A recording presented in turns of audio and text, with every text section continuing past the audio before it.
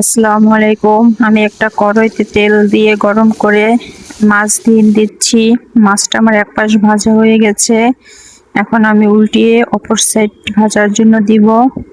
আমার অপর সাইডটাও ভাজা হয়ে গেছে। এখন আমি মাছগুলো উঠিয়ে নিব। আজকে আমি রান্না করব মিষ্টি কুমড়া দিয়ে মাছ ভুনা। আর মাছটা হয়ে গেছে, উঠিয়ে নিচ্ছি। এখন ওই একই তেলে মিষ্টি কুমড়াগুলো ভেজে নিব। কুমড়াগুলো ভাজা হয়ে গেলে আমি উঠিয়ে নিব।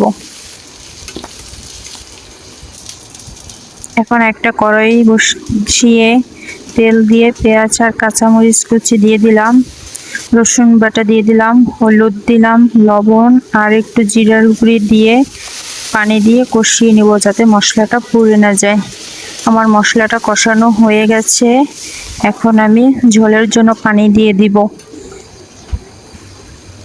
পানিতে বলক চলে আসলে ভেজে রাখা মাছ আর কুমড়োগুলো দিয়ে দিব। আমার রান্না করা হয়ে গেছে, এখন আমি নামিয়ে নিব। এই ছিল আজকে আমার মিষ্টি কুমড়া দিয়ে মাছ ভুনা। কেমন হয়েছে সবাই কমেন্ট করে জানাবেন। এটা হচ্ছে আমার তরকারি রান্নার ফাইনাল লুক। সবাই ভালো থাকবেন। আল্লাহ হাফেজ।